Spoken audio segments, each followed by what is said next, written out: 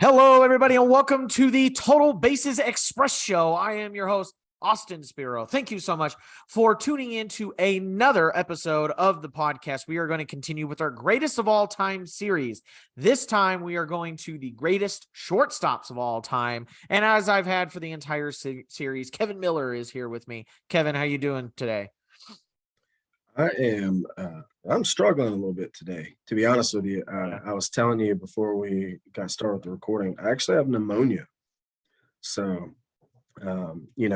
this is my Jordan flu game right now. So I'm going to do my best to stay upright and give everything I've got to the discussion, because I have a lot to say about this shortstop list. This shortstop list is very, very interesting. So it should be a pretty good discussion. And hopefully it's a good discussion in the comments, because we are live in the Baseball Life Facebook group. If you have not checked out the Baseball Life Facebook group, make sure you check us out. We are going to get started pretty quickly here. Let's get this going. Where is share screen? There it is. And we are going to share. There we are. Let me know if you see it. Yep, there we are. Okay, I see it. Okay. See it on mine. Cool. So we are going to go to the greatest shortstops of all time. First, as always, we're going to talk about the first five that missed the cut. That is 11th through 15th. So just missing the cut at 11th is Arky Vaughn. At 12th, Luke Appling.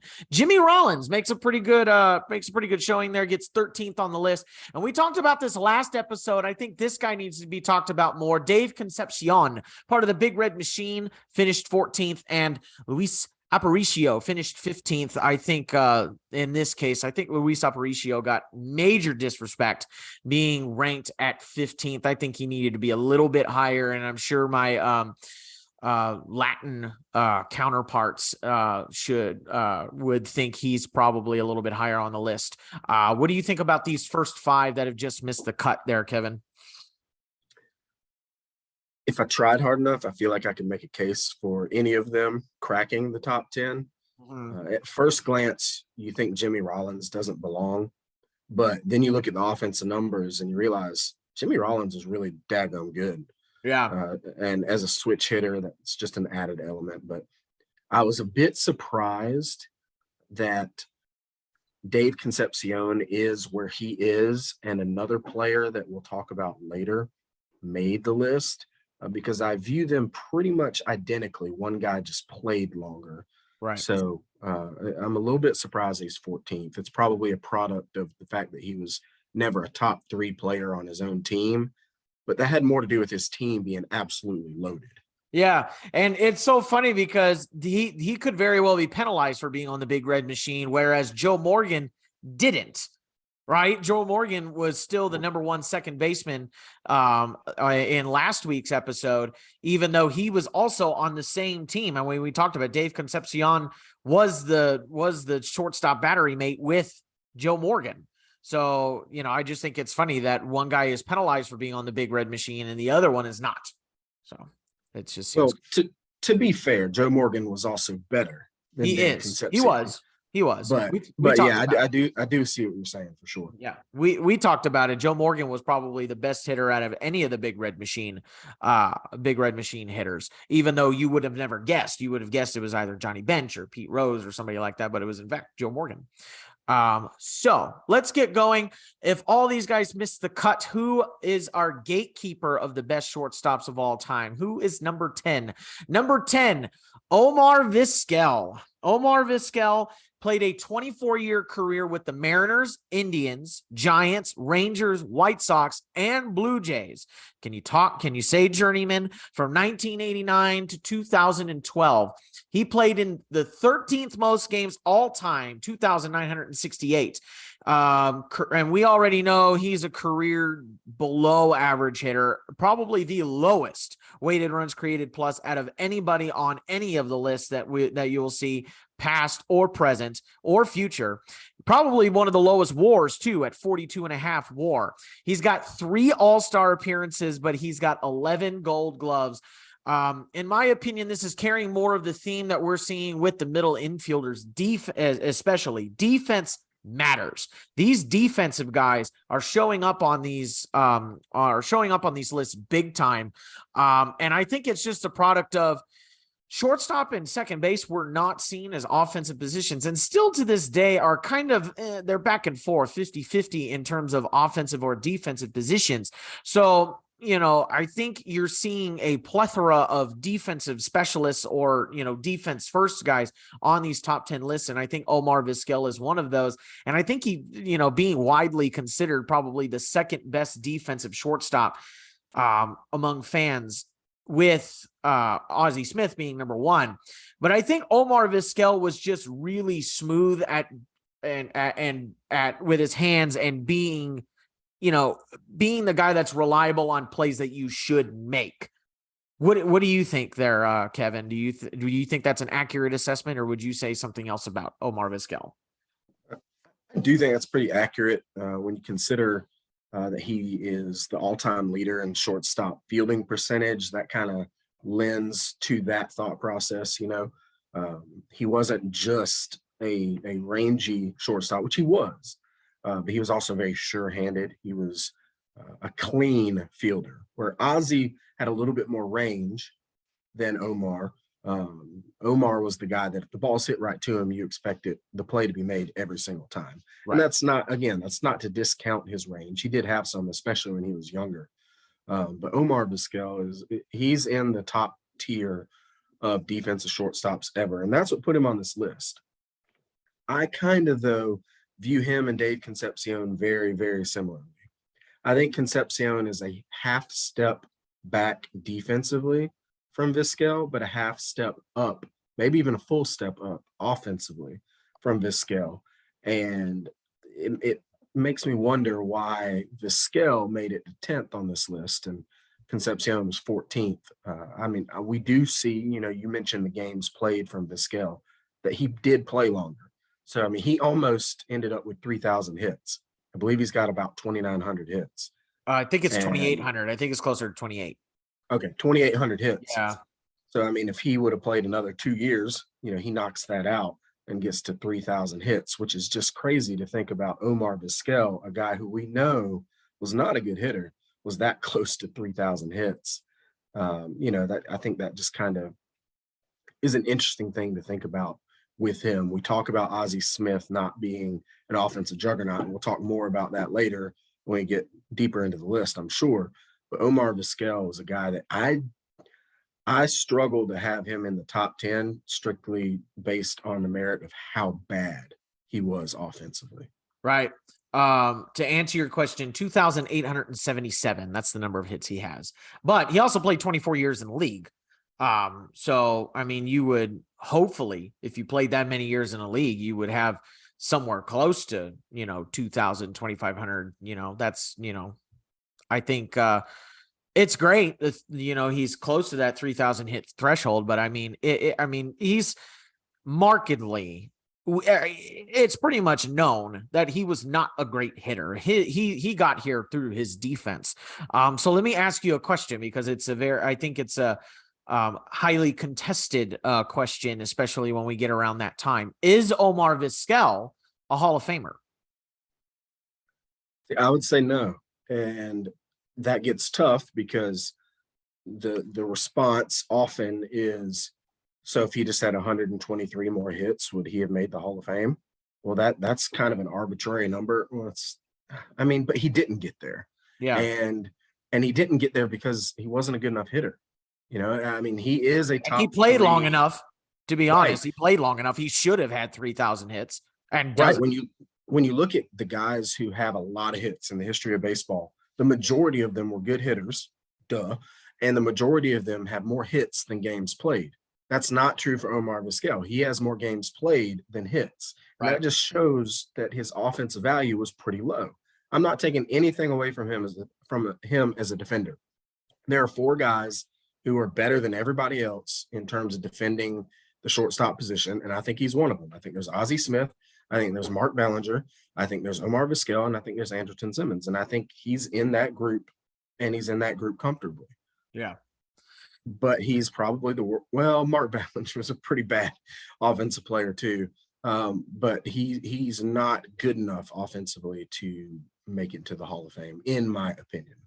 Last year, I talked about it on a couple podcasts, and I talked about it in Baseball Life. I did have Omar Vizquel in the Hall of Fame, and I think the tiebreaker for me was, do you talk about Omar Vizquel in the same breath that you talk about Ozzie Smith? And a lot of people said it is Ozzie Smith, and then the next step down is Omar Vizquel. And I'm like, well, if you're that known for your defense, then maybe you should be considered for the Hall of Fame. But I think this guy, for me anyway, is a year-by-year basis. I have to continually go back and look at Omar Vizquel because he was so bad offensively. And, you know, there's just different things that you have to take into account. So he's back and forth for me. Last year, I gave him a nod and said yes, but it's not guaranteed this year. I'll have to go back and look, especially with the new candidates that we have now. So let's go to number 9. Number 9 in our greatest shortstops of all time is a little bit of a better hitter. Number 9 is Alan Trammell. Alan Trammell played 20 years with the Tigers from 1977 to 1996. Little less games than Omar Vizquel there. He played in 2,293 career games, amassing a career 111 weighted runs created plus. He's 94th all-time in WAR, 63.7. He made 6 All-Star games, won 4 Gold Gloves, and 3 Silver Sluggers. And we saw his counterpart there, Lou Whitaker, be number 10 on the greatest second baseman of all time. So Alan Trammell right there with his counterpart, Lou Whitaker, at the bottom of this top 10 list. Number 9. What do you think about Alan Trammell at number 9? I think it's about right. I could see him. I can see him being anywhere from 7 to 12 or 13, and then being okay with that ranking. I have in the past found myself being somewhat of an Alan Trammell hater unintentionally, because I think that Lou Whitaker gets underrated sometimes, especially in his pursuit of the Hall of Fame. And I think Lou Whitaker was just a touch better than Alan Trammell. So it was not intentionally going after Trammell. But in prepping for this show and stuff, I realized that Alan Trammell was a little bit better than I thought, especially offensively. You know, he had a really, really, really good 1987 season where you could have made an argument that he should have won the MVP. Right, hit 29 home runs. I believe he hit over 330. Was just a really good player for the Tigers that year and most of his career. And he's a guy that he's usually only thought of with Lou Whitaker, and I have a problem with it if he's thought of as the better player of the two. I think you at least need to view them as even, if not have Lou just a touch above Trammell. I believe statistically, really in a lot of offensive statistics anyway, Lou Whitaker is just slightly better. Right. Yeah. Right. Trammell played an extra year. So they have almost the same number of hits. It's kind of cool. You know, a lot of their career, they hit back to back in the batting order. Yeah. And then on the all-time hits list, they're back to back. Yeah. So it's cool. You see Trammell and Whitaker back to back there. So that's pretty cool. But he's a guy I think belongs at the back end of this list. So I don't have a problem with him being ranked number 9. Yeah, there's certainly other grievances with this list that I have, and I don't have a problem with Alan Trammell being there. I mean, he was a staple with the Tigers for a while. You know, yeah, I really don't have any complaints. I wish that he could have been a little bit better of an offensive player, but again, we've talked about it when it comes to these, it seems like it's kind of leaned more towards defense, and we're not holding offense as much to a standard when it comes to second and short as we normally do. And I think that's pretty good, because, you know, in the evolution of this position, you were looking at the evolution of this, the evolution of the game. You saw the shortstop become pretty much the captain of the infield, right? And those guys are usually the best fielders. They know what's going on. They know where everybody should be. So of course, the shortstop should probably be the best fielder. So, you know, if you're looking at your shortstop to be the captain of at least your infield, then you better hope that he's the best defender out there. right? Because he needs to know where everybody's going. So I have no problem, like, going back to Trammell, I have no problem with Trammell there. Him feeding with Lou Whitaker there, it's kind of funny to me. It seems like they're kind of the same player offensively. So the fact that they're right around the same, they're around the same in terms of their ranking with their all-time respective positions is pretty cool. So Alan Trammell, number 9. Nice job. We'll go to number 8. So number 8 in our quest for the top 10 shortstops of all time, Robin Yount. Robin Yount spent a 20-year career with the Brewers from 1974 to 1993, right around the same time as Trammell there. He played in the 17th most games all time, 2,856, just a slightly better weighted runs created plus, 113.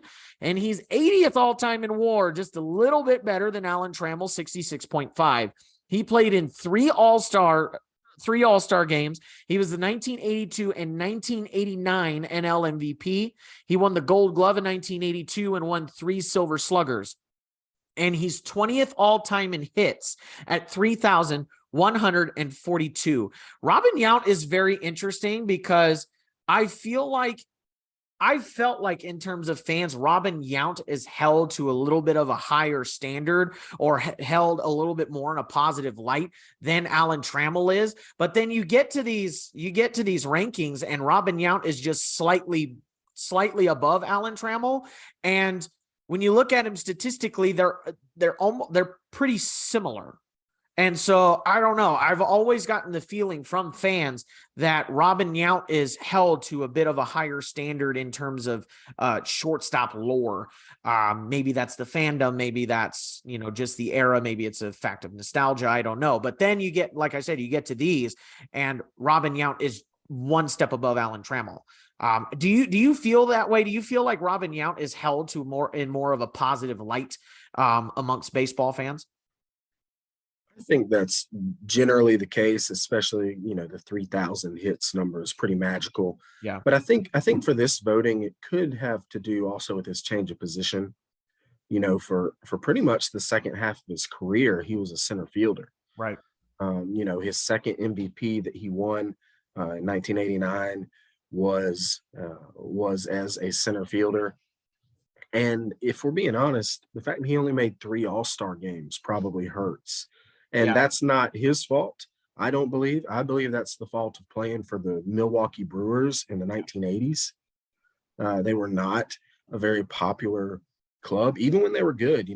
There were times when they had some really good teams. Mm-hmm. With Yount and Paul Molitor and Cecil Cooper and Gorman Thomas. They had some ball players in Milwaukee, but they weren't super popular. They weren't watched very much. Even at the time, a lot of people in Milwaukee were Braves fans because the team had previously been in Milwaukee. Yeah. A lot of them did not adopt the Brewers. So I think that's got some to do with it as well. Yeah, and I've noticed when it comes to these types of things, you look at the fan voting and you'll see it a little bit here in this list as well.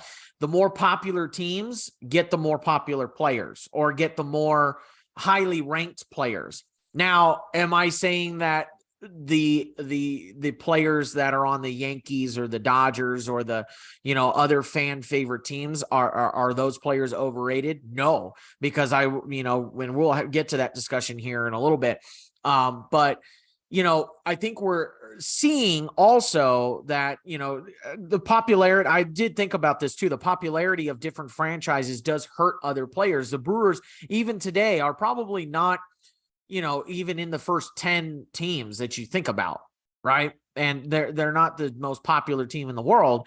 But you have really good players, right? Like Robin Yount and Cooper and Molitor and people like that. And they're seen more as a second tier, Hall of Famer or second tier all-time player, right? When really they could be held in a bit of a higher, light and maybe even, get more all-star appearances or get more of these different awards. But, they're not on a popular team. So I've said that for a while. Some of these awards are popularity contests, all-stars popularity contest, right? So luckily it seems like MLB is starting to change that a little bit, which is good. Anything else on Robin Yount? No, just in the chat, we had Angel Morales agreeing with our sentiment that it's a little strange that Yount only made 3 All-Star games. And I mean, I think it has to do with Milwaukee. I just do. I think you're right on that. And his slugging percentage, we see it at 430 there, is a little bit higher than the guys that we've seen so far. And I do think that the 80s and into the 90s, we did see a bit of a shift in the shortstop position, right, where guys were, quote, allowed to hit. Obviously they were always allowed to hit, but the position started to change a little bit. Mm-hmm. Yeah. So, it's, I don't know.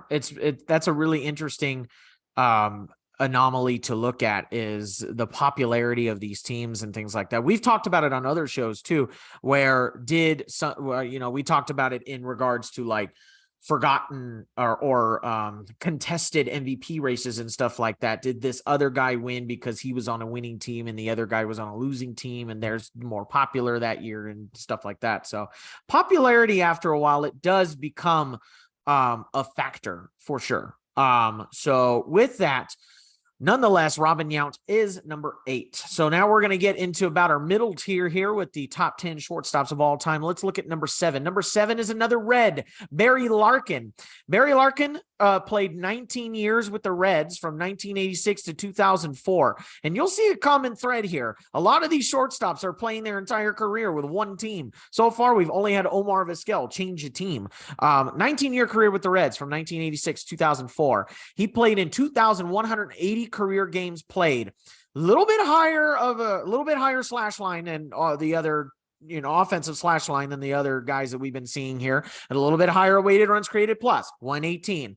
He's got a 67 WAR, time for 76 all time, made 12 all-star appearances, won the MVP in the year I was born, 1995, and won 3 Gold Gloves and 8 Silver Sluggers. Barry Larkin at number 7. Do you think this is a respectable ranking there for Barry Larkin? I do. I like Barry Larkin a lot. When I think of Barry Larkin, I think about how athletic he was. Yes. Right. He wasn't just a guy who was a smooth athlete on the baseball field. No, he was like actually an elite athlete, period. And that's actually evidenced a little bit by looking at his family. Mm-hmm. His son Shane played in the NBA.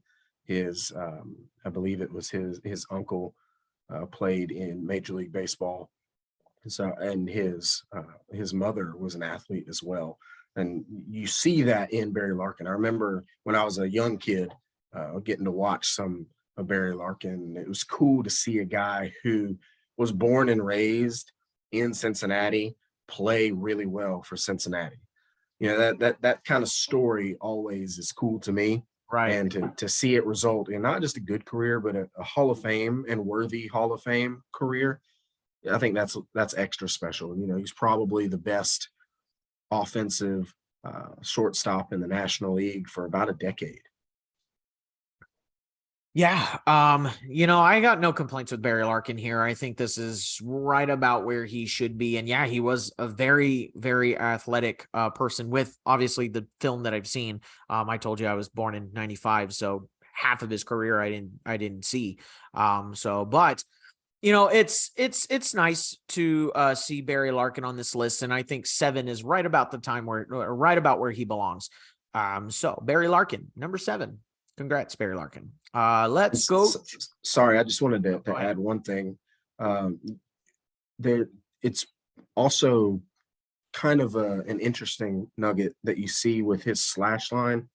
It indicates that he walked a lot, right? Because his OBP is about 80 points higher than his batting average, and that was not something that middle infielders really did.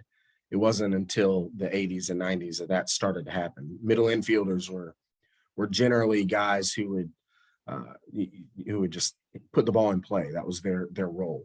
Right. And Barry Larkin was one of those guys that helped change the way the middle infielders looked. I mean, a guy that walked as much as he did and could steal bases. He wasn't a crazy base stealing threat, but he did go 30-30 one year, which is pretty impressive.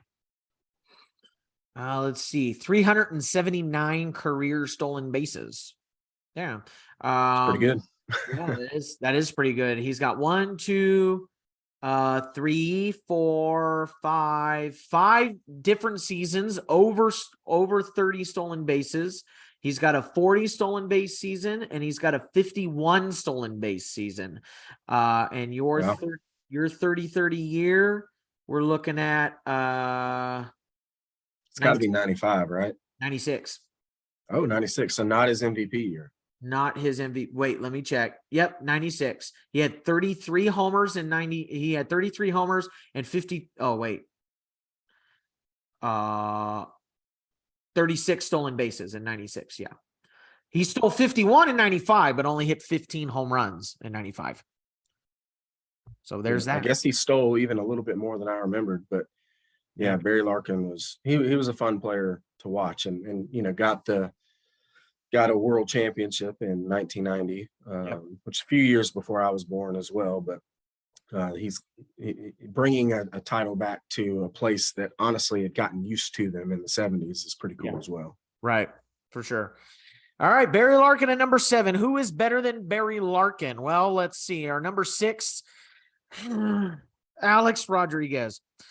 As you can tell, I don't like Alex Rodriguez. A-Rod spent a 22-year career with the Mariners, Rangers, and Yankees from 1994 to 2013, was suspended for the entire 2014 season, and then played again from 2015 to 2016, all the while suing the Yankees for his money. He played 2,784 career games, 27th all time. He is his career slash line 295, 380, and a 550 slugging good for 27th all time. He has a career 141 weighted runs created plus, tied for 58th all time. He is 13th all time in WAR with 113.7. He played in 14 All-Star games, won the AL MVP in 2003, 2005, and 2007. He won 2 Gold Gloves, 10 Silver Sluggers, is 26th all-time in, or 22nd all-time in hits, 3,115, 5th all-time in homers at 696, and 4th all-time in career RBIs at 2,086. Do you want to take this first, or do you want me to air my grievance as to why I hate that Alex Rodriguez is on this list? I'll take it first, but I'll keep it short because I can't wait to hear this grievance. I just want to put it out there that if it weren't for the steroids and then the lying about the steroids and then potentially more steroids after that, that we're probably talking about Alex Rodriguez at number 1 or number 2 on this list. However, and I'm sure this will be a lot of what you have to talk about, we can't erase those things from the history because they happened. So with that being said, I would love to hear your grievance with Alex Rodriguez. So Alex Rodriguez, the player, is fine. He was a really good player. And we can we'll set the steroids aside for a second, but just put a pin in that because we'll talk about that here in a minute. But the thing that I want to talk about here is I have a really hard time considering Alex Rodriguez as a shortstop because from 2004 to 2016, he played 5 total games at shortstop. Pretty much when he got to the Yankees, he moved over to third base. He played 1,194 games at third and 1,272 games at short. You cannot tell me that he is exclusively a shortstop. And the fact that he's better at the shortstop position than Barry Larkin or Luis Aparicio or anybody like that, people who played shortstop for most, I guess Luis Aparicio is a bad example because he played multiple positions, but these other guys that played shortstop for the majority of their career, he's better than those guys at shortstop. No, you can't tell me that. He played half of his career at short and half of his career at third. There's no reason for him to be up in the middle tier. If you want to have him down at the bottom of the list, fine. But here's the other thing. Not only did you get caught once, not only did you get caught twice, I believe he got caught 3 times with steroids. He lied about it every single time. And then he tried to sue the Yankees for his money after he got suspended. You don't get to cheat that many times and then get your money. That's not how this works. And I have so many issues with Alex Rodriguez, and a lot of them stem from steroids. And we know, if you have heard anything about me, if you take steroids, I lose a lot of respect for you as a baseball player. But the fact that he did it multiple times, he was under this biogenesis scandal and tried to hide it so many times. It just baffles me at how a bunch of baseball fans can hold Alex Rodriguez to this high standard of, oh, he was one of the greatest shortstops. No, he wasn't. He cheated. He cheated his entire career. It's not even like Barry Bonds, where he was skinny with the Pirates and then was jacked when he got to the Giants. And so somewhere there in his career, he decided he was going to take steroids. Alex Rodriguez started steroids during the infancy of his major league career. He cheated almost, if not all, of his entire MLB career. And we're going to hold him to one of the best shortstops in Major League Baseball when he played half of his career at third base. I'm sorry. I wouldn't even put Alex Rodriguez on this list, despite the numbers that he has, because these numbers, no matter what part of your career that we look at, because he said that he cheated on the Mariners and he said he's cheated on the Rangers, it's all tainted. What is Alex Rodriguez and what is steroids? I don't know. So I can't differentiate any of this. So I'm not putting Alex Rodriguez on any of this list, because I'm sorry, you copped out. You decided that you wanted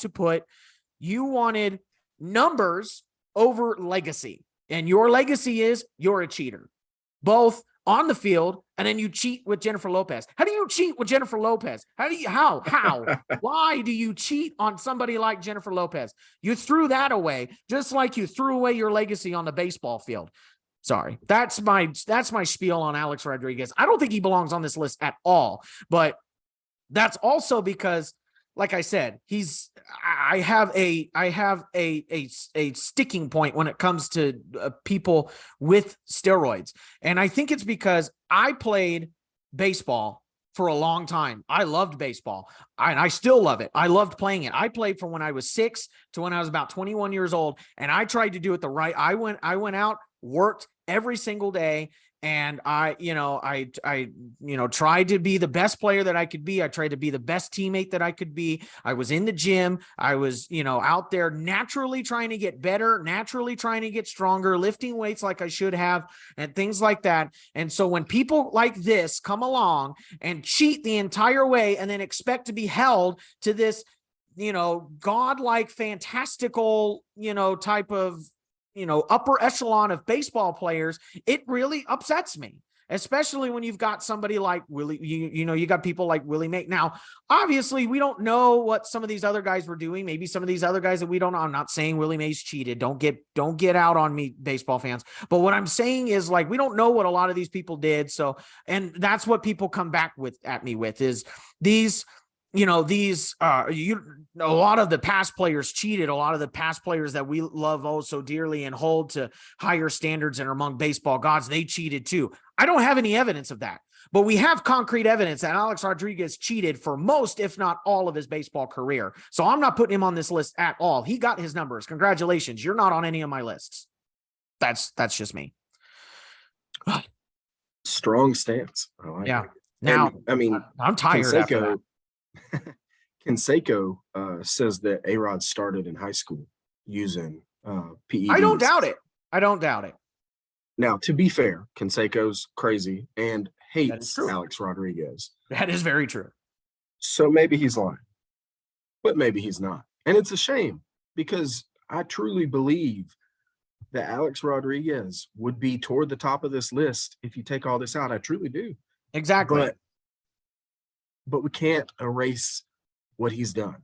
Yeah. It's absolutely a shame, though. He's the only guy in baseball history. I don't know if you know this. He's the only guy in baseball history with 600 home runs, 2,000 RBI, 2,000 runs scored, and 3,000 hits. Only guy. And that's my thing though, is he chose numbers over, he chose all those totals over having a bit of a better legacy as a baseball player. That's what he chose. And even then, like I said, how do you know what kind of baseball player he would have been if he didn't take those? Even if he just took it once, even if he got caught once and said, okay, I'm done, I'm not doing it anymore. Like people like Nelson Cruz, right? Where they got busted and then they came back and proved that they could still be a good baseball player without the roids. Or we assume anyway. I would assume with all of these tests that Nelson Cruz stayed clean after the biogenesis scandal. Now, like I said, Alex Rodriguez got busted multiple times in majors, did not stop. So to me, that's like, what type of baseball player were you? Were you really that good, or was it the steroids? I don't know what to think of these numbers because I don't know what part of his career he was natural and what part of his career he wasn't. So I don't know. That's my whole thing, and I'm sure I'll get it from. I'm sure we'll have a long, especially my father and I will have a long conversation about it because my dad has a little bit of a different opinion when it comes to steroids. His thing is, yeah, it's terrible, but it's you still have to hit the baseball, and I wholeheartedly agree with that. The hardest thing to do in sports is to hit a baseball, but I just have a problem with it when you have so many athletes that are trying to naturally get better and naturally be the best at this game, and people like this just come along and tarnish it because of what I don't know, but they just want to enhance themselves and ruin it for everybody else that is trying to work hard. I don't know. Anyway, Alex Rodriguez, number 6, as you can tell, highly contested by me. Do you have anything else to say on Alex Rodriguez before we move to our top 5? I don't know that there's anything left to say. All right, so we will leave it at that. Our top 5 now, our number 5 shortstop of all time, Ernie Banks. Ernie Banks spent a 19-year career with the Cubs, earning the moniker Mr. Cub from 1953 to 1971. He played in the 53rd most games all time, 2,528. A lot of durable players that have played a lot of games in this standings here. A 118 weighted runs created plus, and a pretty good slugging percentage, a 500 slugging percentage from Ernie Banks. He is the 100th most productive player, according to WAR, of all time, 63.3 WAR. He just eked into the top 100 of all time. He played in 14 All-Star games, won a 1958 and 1959 NL MVP, and then in 1960 didn't win the MVP but won the Gold Glove. And then he's tied for 23rd all-time in home runs with Eddie Matthews, 512. Now, I think my initial question would have been, Cubs are a very popular franchise. They're a storied franchise, and Ernie Banks is probably one of the most, if not the most, popular player from that era or from that team. Ryan Sandberg may have something to say about that, but Ernie Banks is Mr. Cub. And I guess my first question would have been, does he get that high because he's Mr. Cub, because he's so popular amongst one team? But I don't think this is a question. I think Ernie Banks deserves to be on this list and deserves to be right around this echelon of shortstops. Would you agree? Mostly. It gets a little bit tough though, because like some of these other guys, we did see a position change for Ernie Banks. Just under half of his career was spent at first base. And it is worth mentioning that the majority of his good years, as a matter of fact, the majority even of his career WAR was all at shortstop. So that's important to point out. His MVPs were at shortstop. His Gold Glove was at shortstop. His 40 home run seasons were at shortstop. However, he did play almost half of his career games at first base. So that could have influenced voting. I know for me, whenever I voted on this particular list, it did affect it. I didn't have him quite this high because of the position shifting. However, I have no problem with Ernie Banks being this high because he was just that good Right. the first decade of his career as a shortstop. You know, he played on some really bad Cubs teams for a lot of his career, but made them watchable.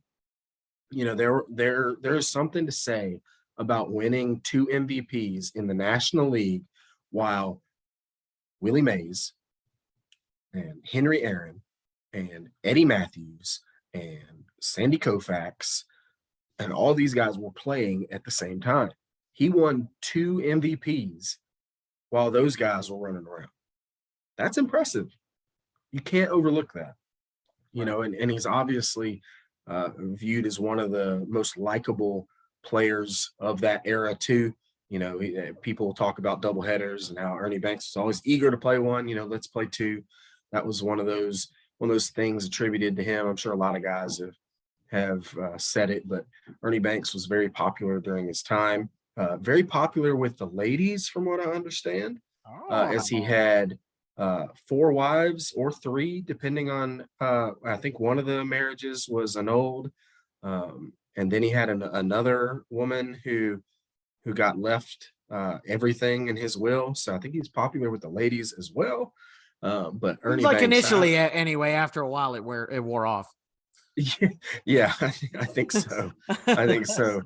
Or maybe it was because he was popular with the ladies that he became less popular with the lady he was with before. Maybe. But I don't have a problem with Banks being this high because, like I said, even though he changed positions, he was that good as a shortstop his first decade in the league. You know, it's so funny because I'm looking at it now. He actually played more games as a first baseman than a shortstop. He played 1,259 games at first and 1,125 at shortstop, with some other positions thrown in there. 69, nice. 69 games at third base, 23 at left field. Yeah. So, you know, but still, that's interesting. I would have never guessed that he played more games as a first baseman than a shortstop. It's another Rod Carew situation, I guess. Yeah. So Ernie Banks at number 5. Yeah, pretty cool. Let's see. Let's go to number 4. Number 4 shortstop of all time, Derek Jeter. Derek Jeter, the captain, who just handed over the captaincy to Aaron Judge, spent a 20-year career with the Yankees from 1995 to 2014. He played in the 29th most games all time, 2,747 career games. He has a career slash line, the highest average we've seen so far out of any of these guys, a 310 average and a 377 OBP and a 440 slugging. He had a 119 weighted runs created plus, the highest average minus Alex Rodriguez of anybody on, or the highest weighted runs created plus minus A-Rod on this list. He has the highest WAR minus Alex Rodriguez on this list, 73, or so far anyway, 73.1 WAR, good for 48th all time. He played in 14 All-Star games. He's the 1996 Rookie of the Year, won 5 Gold Gloves, 5 Silver Sluggers, and his 6th all-time in hits at 3,465 amongst World Series championships, and other accolades that you can go on and on and on about Derek Jeter. I think the biggest thing here, and this is a big debate amongst, I don't know amongst baseball fans, but amongst Baseball Life Facebook group anyway, you seem to have 2 camps. Derek Jeter is one of the best shortstops on the planet and is one of the best shortstops in history of baseball. Then you have the other camp that says Derek Jeter is the most overrated player in MLB history. What camp are you in there, Kevin? I was formerly in the Derek Jeter is extremely overrated camp. However, I've come to put myself in a new camp that says Derek Jeter is extremely overrated by a lot of people, but he is now also extremely underrated by a lot of people because of this debate. And what I mean is there are a lot of people that have way too strong of an opinion that Derek Jeter is overrated. And in defense of that, there are now way too many people that have too strong of an opinion about how good Jeter was. Yeah. The reality to me is somewhere in the middle. I think he belongs in the top 5 of this list, personally. I think he is probably the 3rd or 4th best offensive shortstop that we'll see on this list, probably 4th best that we'll see on this list. I think his defense usually wasn't very good.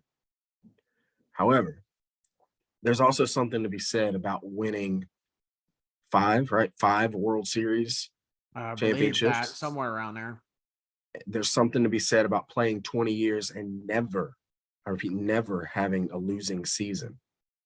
There's something about being the captain of the New York Yankees and deserving to be the captain of the New York Yankees and acting like the captain. I know there's a lot of people that want to criticize that, he liked to party sometimes and things like that. But most athletes in New York do. You just don't always see them because, they have means of hiding it. Whereas Jeter didn't necessarily mind being in the public eye. Derek Jeter is, you can't argue with some of these numbers. You can't say a 119 WRC plus is overrated from the shortstop position. You just can't. You can say that longevity and until the end, never really getting hurt much, played a role in him amassing as many hits as he did. But I think some of that's just being a good ball player. Right. So I don't have a problem with Derek Jeter being where he is on this list. I think I would have had him 5th, but I've got no issue with him being at number 4. So Derek Jeter for me, as long as I've been a baseball fan and could understand baseball, past, the basic idea of the game, has been my favorite baseball player ever. He's always been number 1 for me. But, some of it has to do with the fact that I think he was a good player. Defensively, yes, he was average at best, maybe not even average when it comes to defense. We know that he could not go to one side. He had a very hard time going to one side. Even though he invented the jump throw on the backhand side. You have countless clutch, iconic moments of baseball history that are Derek Jeter's. There's the Mr. November hit. There's him flying into the stands and bloodying himself up. There's the flip, right, against Jeremy Giambi and the A's. There's all of these different clutch moments that we can talk about. We could talk about his 3,000th hit being a home run. You can talk about his last game in Yankee Stadium, him hitting a walk-off, right? We could talk about all these iconic moments that he just was a part of. He showed up when it was clutch, right? And he consistently showed up, as the captain on the field. He showed up when his team needed him. The reason why Derek Jeter is my favorite player is not because of his play on the ball field. It's his play on the ball field on top of how he handled himself on the ball field. Yeah, and I watched the Captain documentary. Yeah, he would go to parties, and there were a couple, close misses, if you believe, and I would believe what the Captain documentary had to say. But for the most part, he handled himself about as best, I think, as somebody of his celebrity, somebody of his stature could hold himself to. He, for me anyway, he handled himself with class. He handled himself and the team. He understood his role on the team to the T and went out and did his job. This man, for me, was a ball player. He went out and he was concerned with winning baseball games. He didn't care what was going on anywhere else. He wanted to win baseball games. His job was to win baseball games, and that's it.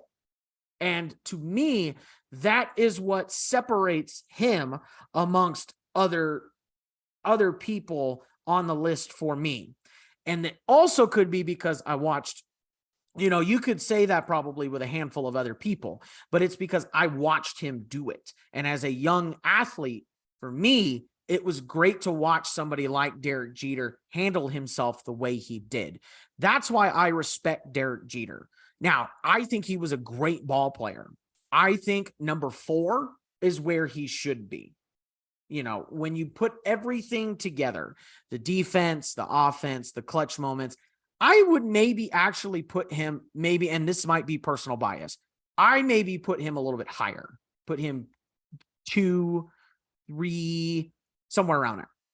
But that is my spiel on Derek Jeter. And that's why, you know, I hold that Derek Jeter was a great ball player, but being a ball player is not just how you play on the baseball field. It's how you handle yourself, especially in a market like New York, especially to the celebrity that he got to and probably still is, you know, in some cases.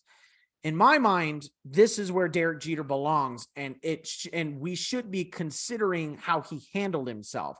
I think the players that say, oh, he's overrated and blah, blah, whatever, only look at his field of play, or only his play on the field. And then they also have that disdain for the Yankees. And because Derek Jeter is the captain, right? I think that's also where we get some of that camp of, oh, Derek Jeter was not as good as everybody says he was because he was just on the Yankees. If he was on any other team, nobody would have ever talked about him. You know, maybe that's the case, but the fact of the matter was he played on the Yankees. And he was on he's on the most popular baseball franchise in the world. And he handled himself with, in my mind, the absolute best that any ball player in that situation would have handled themselves. That's just me. You got any comment on that? That was a long spiel. 2 Yankees where I've had a really long spiel of stuff. Yeah, I think you're right about, you know, Derek Jeter in New York. There are countless athletes that have just been eaten alive by that city. You know, whether you want to look at Joey Gallo. Well, Joey Gallo, yeah, absolutely could not handle being in New York. But even for other reasons, you know, guys like Dwight Gooden couldn't hang around as a superstar in New York. You know, the off the field stuff caught up to him. In other sports, you know, you see like Joakim Noah admits, like, I didn't handle being in New York because I wasn't ready for being in New York. You know, it's a different thing. And Jeter handled it, and he handled it well. And he also was a guy, and I should have mentioned this earlier, but he was a guy who was very good at learning while already a professional. And that's something that a lot of ball players don't do well.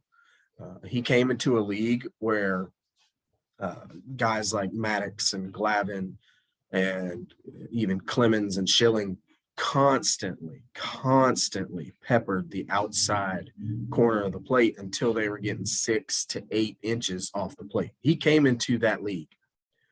What did he do?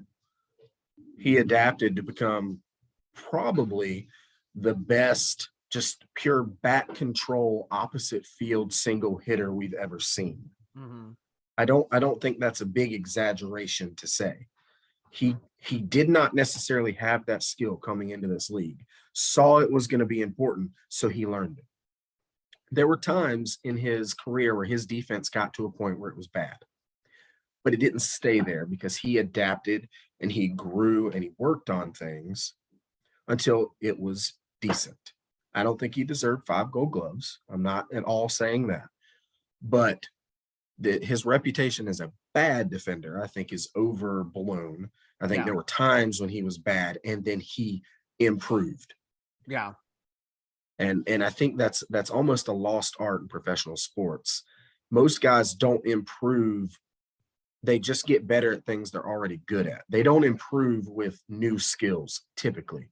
Derek Jeter did, and I respect that a lot. And I think that's what separates these ball players from, you know, average MLB players and Hall of Fame players, right? I think that's what separates these guys is, are they able to adapt? Derek Jeter is one of them. A current player that's really that I think is a great example of adapting their game, or, you know, getting better at things that they may not necessarily be good at, you know, when they started, is Mike Trout. right? Mike Trout was not a great high ball hitter that when coming into the league. If that ball touched anywhere near the low part of the zone, it was gone. But if you threw a high fastball, he couldn't hit it. He recognized that and fixed it. I still to this day think Mike Trout, not trying to get off on a tangent, but I still think to this day Mike Trout would have been a better left fielder.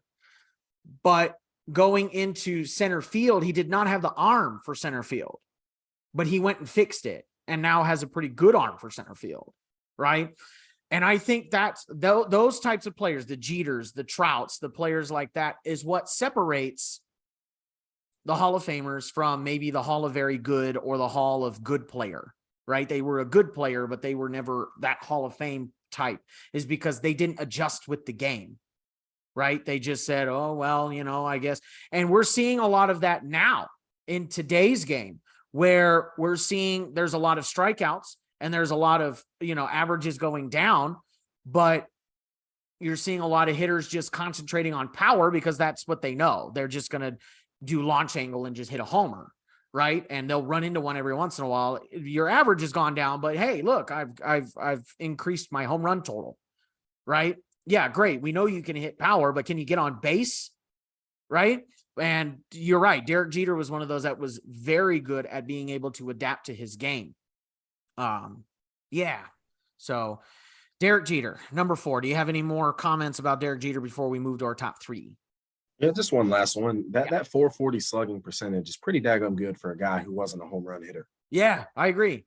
It just, it wasn't that he didn't hit any home runs, but he hit enough, and he hit a lot of triples for his era, and he hit a fair amount of doubles too. That 440 slugging for a guy who only hit 20 home runs, 4 times, something like that, is pretty impressive.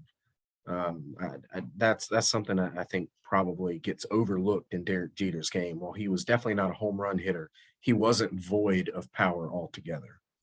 So Derek Jeter hit 260 career homers, which is still pretty respectable for the shortstop position. He hit 544 doubles in his career. He even had, he had a 40 double season one time. In 2004, he had 44 doubles. And then he had 1, 2, 3, 4, 5, 6, 7, 8 different seasons where he hit over 30 doubles. And then he had 66 total triples in his career. So yeah, I agree. Pretty good numbers there for a non-power hitting guy. And over 200 hits in 3 different decades is pretty impressive too. I agree.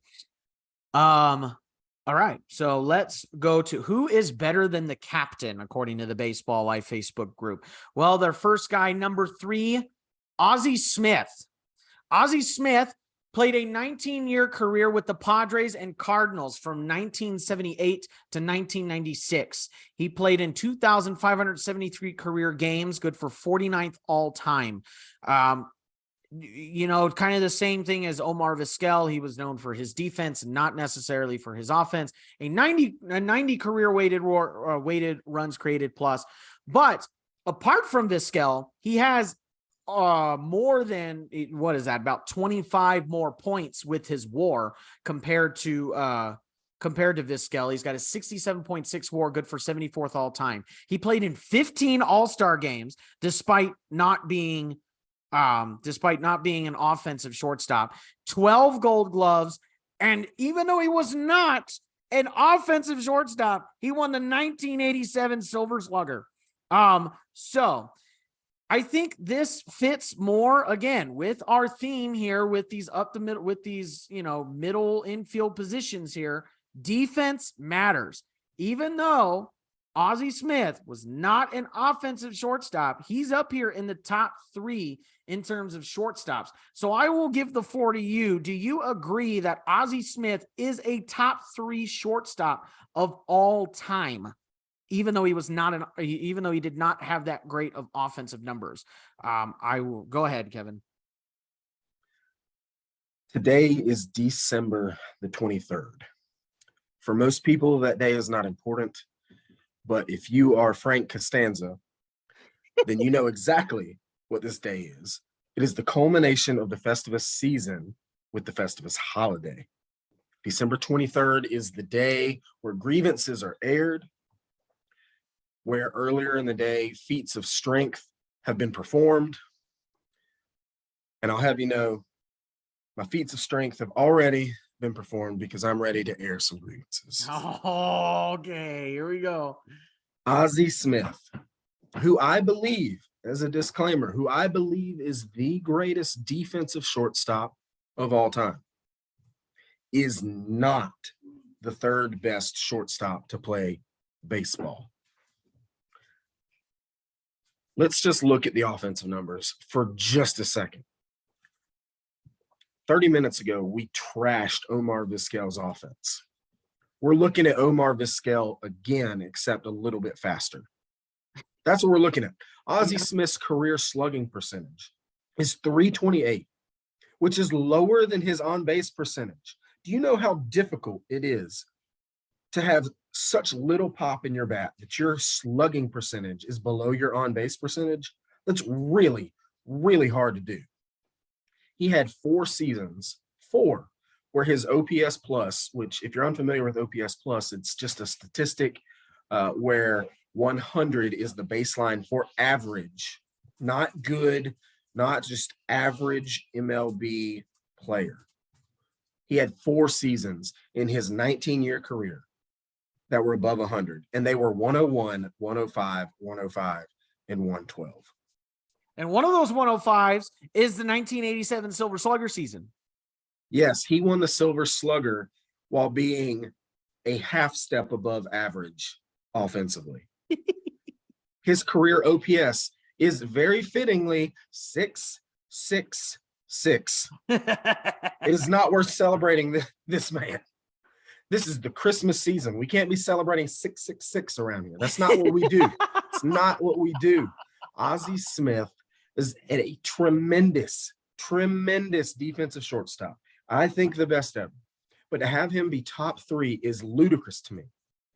Bill James, who a lot of people know who Bill James is, kind of the father of sabermetrics. He's an analytics sabermetrics godfather, so to speak. He has, over the course of his career, come up with different ways to value baseball players. One of the ways that he does, he says that offensive value is worth 3 times defensive value for players in general. He said it's going to be a little bit less than that for defensive specific positions: catcher, shortstop, a little bit of center field, little bit of second base, a little bit of third base.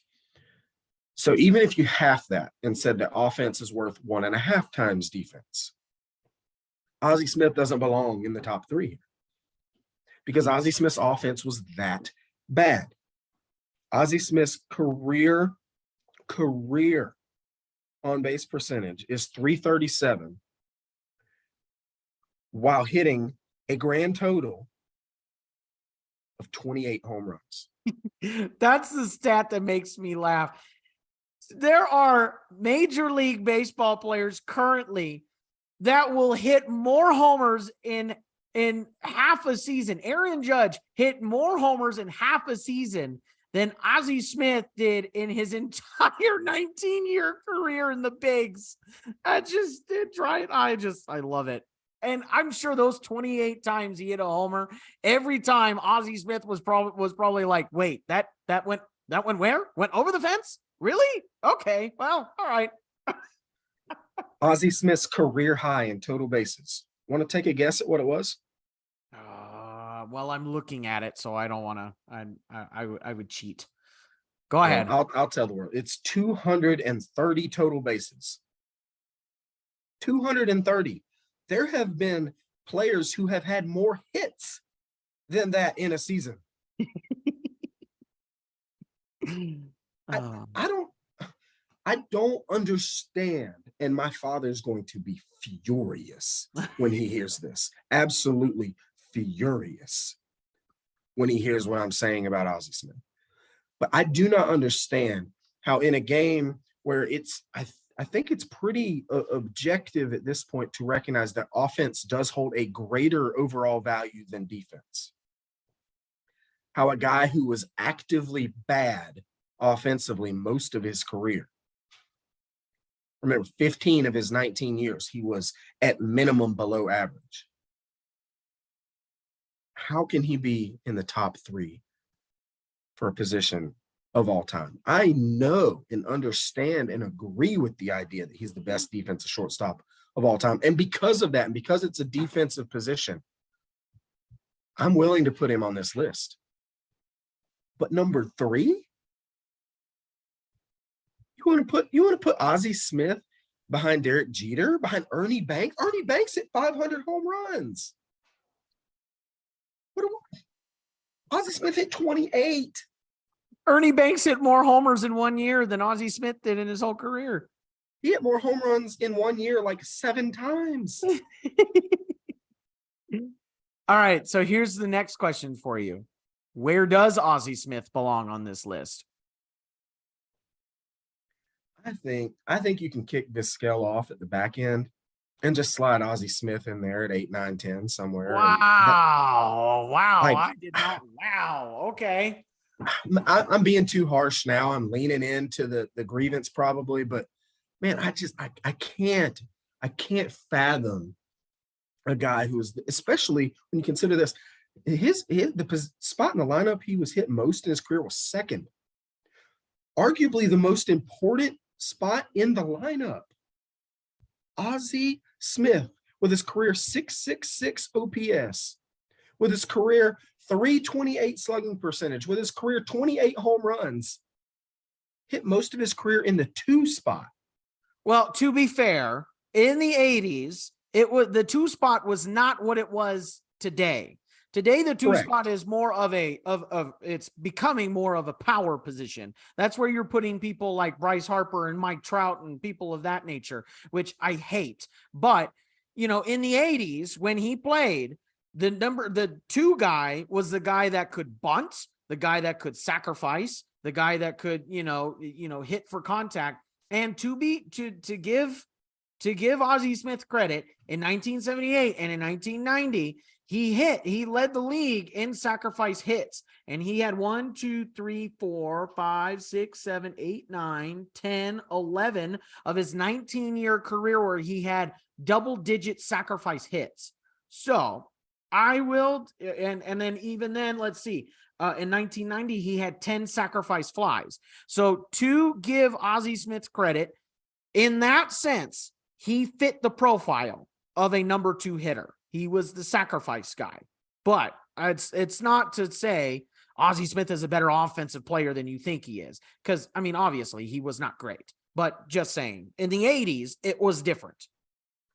And you're right.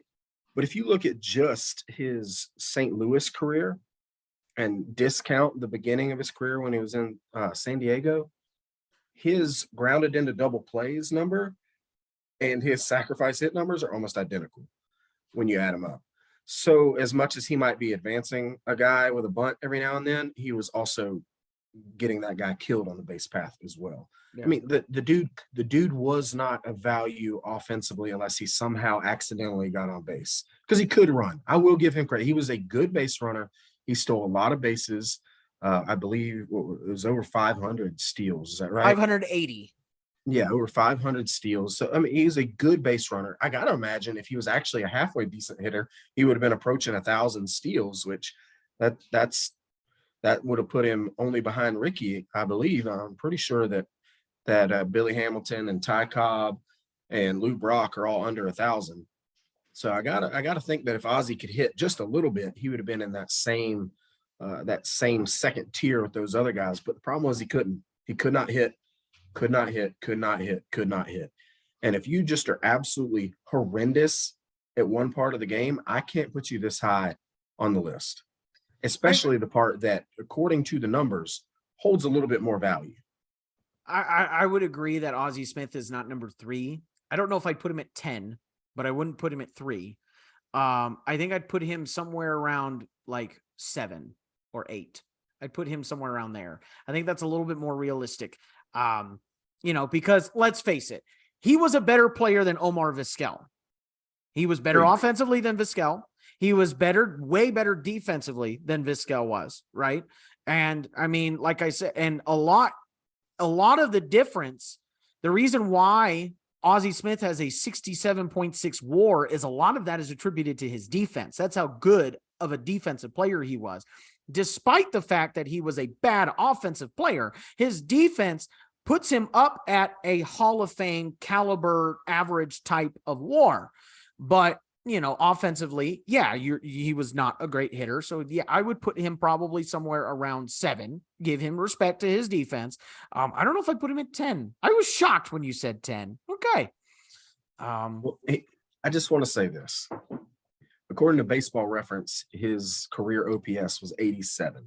Okay, I think you've got fan graphs maybe on the slideshow we've got, but yeah. Or you've got WRC plus. I got WRC plus, which is fan graphs. Gotcha. Yeah. So his OPS plus 87, right? The player in baseball who was complained about arguably the most last year, other than Joey Gallo. Let me be clear. Other than Joey Gallo for poor performance relative to contract and ability and so on and so forth. And this isn't even considering the character of this player because nobody likes this player's character. But Marcell Ozuna was widely criticized, and rightfully so, for being terrible last year and the year before. His OPS plus, 87. Ozzie Smith. I understand it's a little bit different situation, different era and everything, but for somebody to be viewed as so terrible, it's the same exact number as Ozzie Smith. Ozzie Smith was not just not good on offense, as people like my father would like me to believe. He was actively bad on offense. And that's what does it for me. Maybe I shouldn't say 10. Maybe that's a bit of an overreaction. But Ozzie Smith cannot be in the top 3 for me because of how bad he is offensively. And I'll step down off of my soapbox now, and we can move on if you like. Boy, the nostalgia though of the Baseball Life Facebook group has hit twice now in 2 of these lists, with Ryne Sandberg and probably Ozzie Smith being in the top 3 of shortstops all time. So who did Baseball Life vote as the number 2 shortstop of all time, better than Ozzie Smith? That would be none other than Honus Wagner. Honus Wagner had a 21-year career with the Colonels and the Pirates from 1897 to 1917.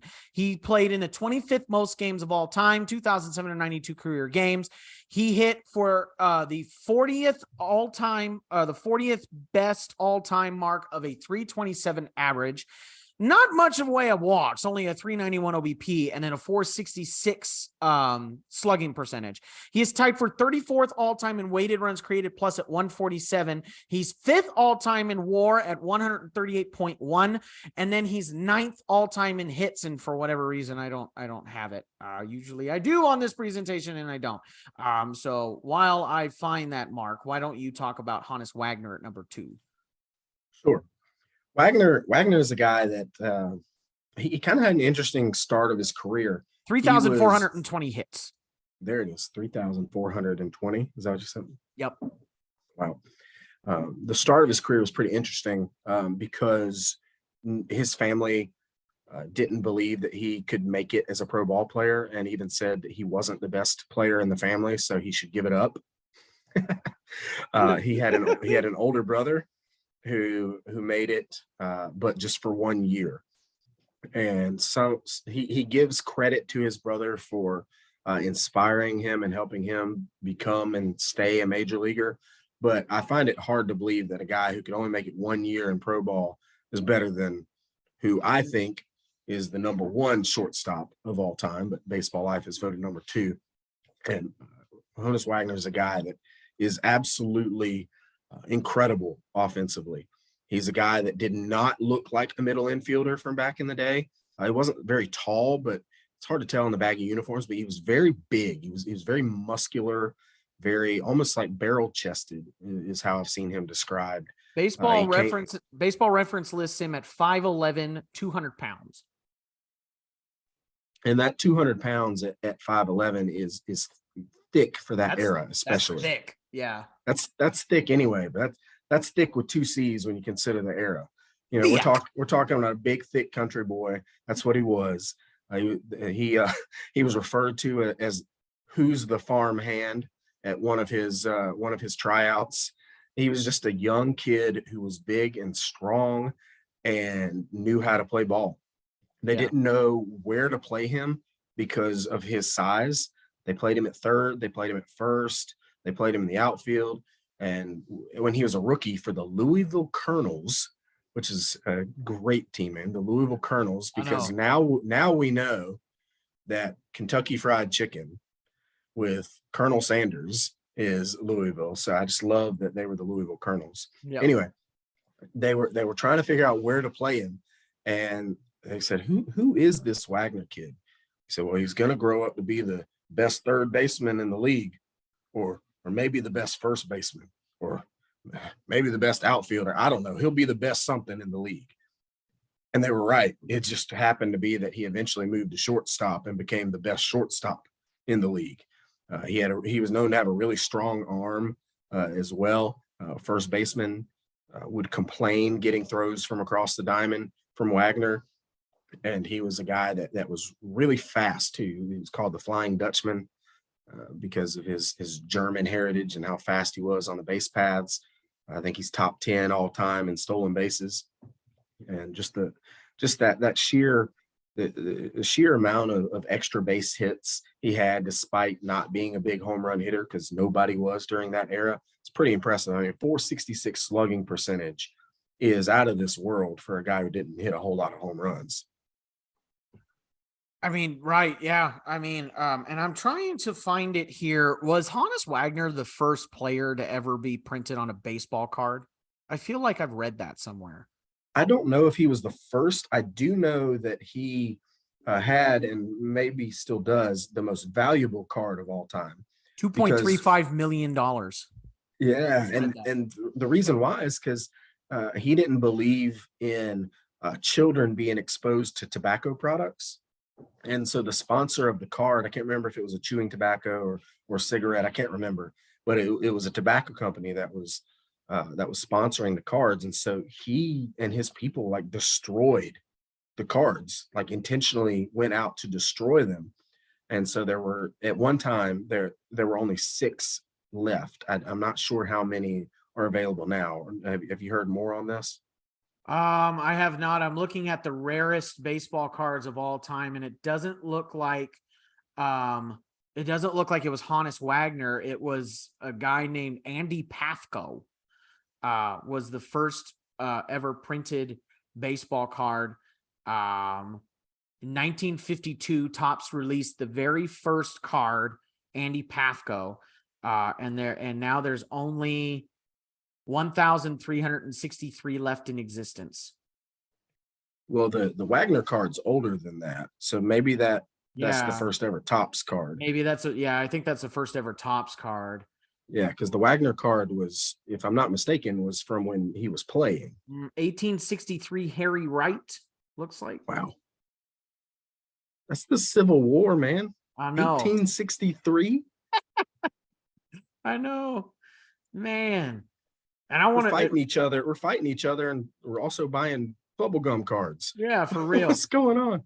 Did it? And if I remember correctly, it started in cigarette packs, right? And then it went to bubblegum. Yeah, and that's why Wagner was upset about it, because he didn't want children exposed to tobacco products. Yeah. Or at least that's supposedly the reason we heard. Maybe he had a different reason, but that's how the story goes. And my man and his people went around destroying the cards and threatening legal action against the companies, because he never actually signed anything, because back then, licensing wasn't a real thing. If you wanted to put somebody's face on something, you could. So it was it's what made that card so rare today. It's really crazy because one of the 6 that was available was found in an attic. Like it would belong to a grandfather or great grandfather, and they had no idea what they had.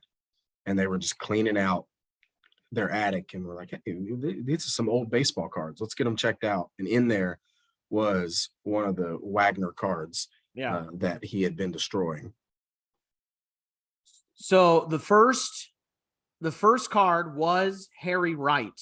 It wasn't in bubble gum. It wasn't in cigarette packs. It was actually just distributed, was just handed out as a card, as a promotional like gimmick to get people to come to the St. George's Cricket Grounds in Hoboken, New Jersey in 1863 to come watch a baseball game. Wow. On cricket grounds. Yeah, on cricket grounds. That's great. There you go. History lesson there for you. During the Civil War. During the Civil War. Let's forget about all this awful stuff going on right now. Let's go watch this game called baseball on the cricket grounds and go watch Harry Wright, whoever he is. Yeah. Right? Some random dude. I'm gonna need to look at that guy's baseball reference page here. But nonetheless, Hannes Wagner, probably considered one of the, he's considered one of the greatest shortstops of all time. It made number 2 on the list here for Baseball Life's greatest shortstops of all time. And I'm trying to I believe, Austin, that Wagner won the majority of his batting titles after age 30 too, which is kind of an impressive thing when you consider how most ball players, their overall prime comes much earlier. I think most of his batting titles came after he turned 30. So Harry Wright did play professional baseball. His 1863 card was not professional baseball. That's because that was right around the time baseball was starting to become was becoming a game, and nobody played it professionally until the New York Knickerbockers became the first professional team, and this and that, whatever. Harry Wright did play professional baseball, though. He played for the Boston Red Stockings from 1871 to 1877. He was 36 when he entered professional baseball and retired at 42. He played it looks like he only played in one game in 1875, 1876, and 1877. That's interesting. He was a center fielder and a pitcher, and he's from Sheffield in the United Kingdom. He's British. So you mean to tell me that in America's pastime, the first baseball card we made was some random British dude? Yeah. Yeah. Didn't even play that while much. We're fighting the Civil War. Didn't even play that much. He played in 180 professional games. I need to research this guy more. I need to know how this dude made a mecca for baseball cards like it is today. Like, this was a promotional thing. Like, people wanted, they thought that this was such a great idea. I know what'll make people come to the ballpark. Let's print this dude's face, this random British guy's face, on a card and tell fans that if you come to the cricket grounds, because we don't have anywhere to play baseball right now, that you'll get this dude's face. You'll get to take it home. Like, at least tell me he had a cool mustache, please. No, the picture that I see here, he does have a mustache, but it's pretty average. It kind of looks like mine. I'm very disappointed. Wow. You learn something new every day. I'm going to need to research this guy more, because now I want to go down a rabbit hole. Okay. So we've gone from Hannes Wagner to Harry Wright, but who is the number 1 shortstop of all time? Not talking about center fielders and pitchers anymore. Who's the number 1 shortstop of all time? It is none other than Cal Ripken Jr. Once again, another lifer on his team. Cal Ripken Jr. played 21 years with the Orioles from 1981 to 2001. He's 9th all-time in career games played at 3,001. He didn't want flat 3,000. He wanted 3,001. He hit for a career 276 average, 340 OBP, and a 447 slugging. A career 112 weighted runs created plus. Not the highest offensive mark on this list, mind you, but he has a 92.5 WAR, which is only 3rd on this list to A-Rod and Hannes Wagner. He's at a 92.5 WAR. He's 24th all time. Played in 19 All-Star games, won the 1982 Rookie of the Year, and then turned around in 1983 and won the AL MVP, and then won it again in 1991. He had 2 Gold Gloves, 8 Silver Sluggers. He's 16th all-time in hits at 3,184 and 29th all-time in RBIs at 1,695. Now, this guy, Cal Ripken Jr., is mainly the main combatant in the, argument of Derek Jeter being overrated. Who's the better shortstop? Is it Cal Ripken Jr. or is it Derek Jeter? And this really is the mainly the argument of who's the greatest shortstop of all time. It's either Derek Jeter or Cal Ripken Jr. And obviously here, Baseball Life has kind of settled the argument in this voting case, as they think that Cal Ripken Jr. is the greatest shortstop of all time. This one is hard for me personally, because and I think it has to do again with personal bias, but at the same time, he didn't play shortstop after 97. His last 1, 2, 3, 4, 5 seasons, he played at third. Now, mind you, that he still played 2,300 career games at shortstop and only 600 games at third. So you don't have as much of the debate of, is he actually a shortstop? He was in fact the shortstop. But yeah, there you go. So, Cal Ripken Jr. at number 1 shortstop of all time. Kevin, what is your take here at Cal Ripken Jr. number 1 instead of maybe another sort of another player? Yeah, I think I mentioned it earlier. I would have had Wagner number 1. Yeah.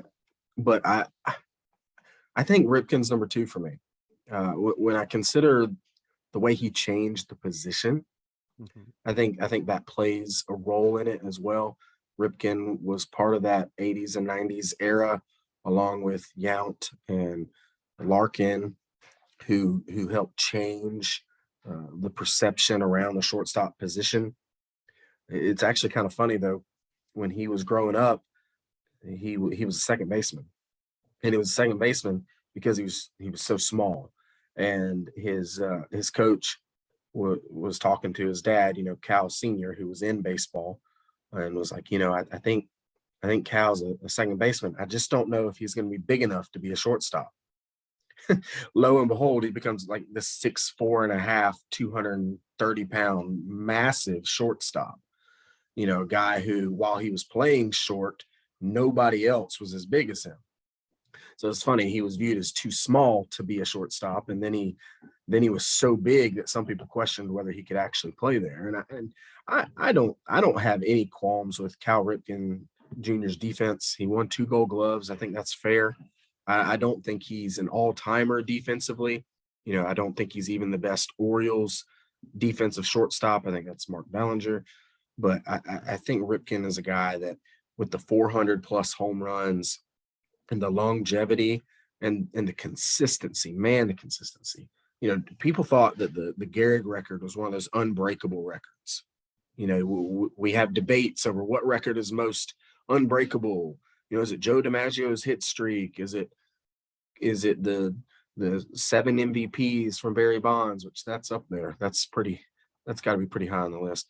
But back then they argued that Lou Gehrig's 2,100 plus games played streak was unbreakable until Ripken came and broke it, and then played another 400 plus games after that before taking a break. So it wasn't like he got there and then, a day later sat, where I think a lot of guys would have done that. He kept playing. Why? Because he loved baseball and he thought it was what was best for his team for him to play. And I've admired that once the streak was beaten, he didn't just stop and say, now I'm going to take a break. He kept playing. And I've always admired that. And I know he moved to third base last few years, but I think it was the 2001 All-Star game. He was voted in as a starter at third base, kind of as like a legacy pick.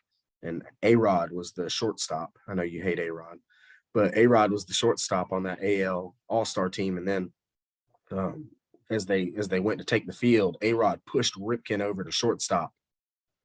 So Ripken could play short in his final All-Star game, which I think was pretty cool. And then he proceeded to hit a home run, which made it even cooler. Yeah. So that was a cool moment in my childhood. And that was also Tony Gwynn's last All-Star game and Mark McGwire's last All-Star game. They all kind of retired together, and everybody knew they were going to retire together. And Gwynn and McGwire didn't get the same love that Ripken got. And I think that's telling. McGwire, obviously, we found out later some things about him, but even Gwynn, who was a very well-loved guy, you know, Mr. Padre, who I'm sure will be on our outfield list whenever we get there, he didn't even get the same kind of love that Cal Ripken Jr. got. Right. So in that streak, so we're talking about this streak that he had. Cal Ripken Jr.'s 2,632 consecutive game played streak was from May 30th, 1982 to September 19th, 1998. The man played 16 consecutive years without taking a seat. That's just amazing to me. Number 2 is Lou Gehrig, 2,130, almost 500 games less than Cal Ripken Jr. After Gehrig, you're looking at Everett Scott, 1,307, 1,300 games less than that. You got Steve Garvey at number 4, 1,207. Miguel Tejada is 5th on this list, 1,152. Billy Williams, 1,117. Joe Sewell, 1,103. Stan Musial, 895 consecutive games, number 8. Eddie Yost, 829 games, 9th all time. And then Gus Sewer, 822 games. That's your top 10 there in terms of consecutive games played. I don't think we're going to see that come anywhere close, especially nowadays. I would be surprised if there's a active streak of over 300 games, to be honest. It's just really hard to do, especially now with half of these fields being turf fields, or not half. I'm probably exaggerating, but a lot of these fields being turf fields at this point, you know, you're seeing a lot more injuries with the turf fields because it's harder on your body, and you're seeing more science, and they need more rest and this and that. And the next thing, you know, you don't see the Ironmans anymore. It's almost we're heralding this durability. If any player is playing at 162 games, which some players still are, don't get me wrong, but it's not as much as you used to see, and we will never see anybody play anywhere close to 2,600 straight games ever. So I got to commend Cal Ripken's durability and being that good for that long of a time. I know we kind of had a sort of conversation privately with Felipe, and we had, you know, some talks about, the people are talking about the durability, and there's other times when, people are being chastised as a compiler because they played for so long, and then other people, they're heralded for their durability. And I added, it depends on the type of play that they had. If they played for a really long time and sucked for a lot of it, or, sucked for some part of it, then then we're going to talk about, well, they're just a compiler. But when you have somebody like, if I'm remembering Cal Ripken Jr. correctly, then, we're seeing a guy who was good for most, if not all of his career. And I'm looking at it right now. Yeah, offensively towards the back end of his career, we're seeing kind of below average, hitting the back half of his career, the 90s of his career. Although in 1999, he hit for a 144 OPS plus. So you had some in there, but there's something to be said about playing for 2,600 straight games. That's just DH insane. Either. He didn't DH at all. He played shortstop, and or third base. I don't think I saw any DH at all. I gotta check that. Let's see. He DH'd exactly 25 times. He DH'd once in his rookie season, 1981. Or his first season anyway, 1981. He wasn't considered a rookie until 1982.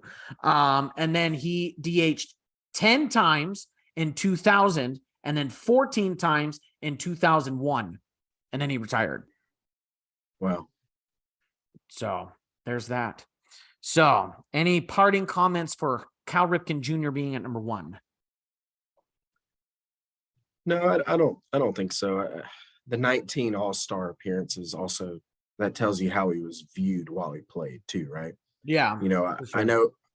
know some of these other guys had high All-Star totals as well. You know, even Ozzie Smith went to like 12 All-Star games or something like that. But to go to 19 All-Star games in 21 years, really 20 years, because his first year was not even enough to qualify him to be a rookie. That's really impressive, and to win that World Series there in his rookie year as well. I believe it was his rookie year, 82. That's really impressive. And I mentioned this a few weeks ago when we talked about our first baseman, and Eddie Murray was on the list. There's a really cool picture out there, a celebratory picture from that World Series where Eddie Murray and a young, still with hair, Cal Ripken Jr. look a lot like a discount version of Samuel L. Jackson and Matthew McConaughey drenched in sweat and champagne. And if you find it on the internet, you'll thank me. Yeah. So, and I had a chance to take a look at that picture, and it is scary how similar they are. It's crazy. So yeah, Cal Ripken Jr. at number 1. So that concludes our show for Shortstops, probably a little bit longer than normal because, well, we had such big grievances about a couple of these shortstops that we had to get them out on this Festivus day for you George Costanza fans. Our next one, we will be looking at the greatest third baseman of all time, will be on Tuesday, I think. Anyway, I think we're going to keep that on Tuesday. We will be talking about the greatest third baseman of all time. I'm looking at the list right now, and it's a pretty loaded list. And at least the bottom of the list anyway, may make some people a little bit upset. So we'll see. Now, I don't think I have anything else to say about that. I just want to say, everybody have a Merry Christmas, have a happy holidays, whatever you celebrate. Enjoy this holiday season, and looking forward to the new year. With that, Kevin, do you have any parting words for our audience? Do not. This was fun. I'm glad to be able to air my grievances with you. Yes, there are certainly been a lot of grievances aired on these lists. Thank you all for listening to another episode of the Total Bases Express show. I guess not so express show these last few episodes, but they've been fun nonetheless. Thanks everybody for listening, and tune in on Tuesday to where we will be we will be unveiling the greatest third baseman of all time. But until next time, have a Merry Christmas and have a good one, everybody. Happy Festivus.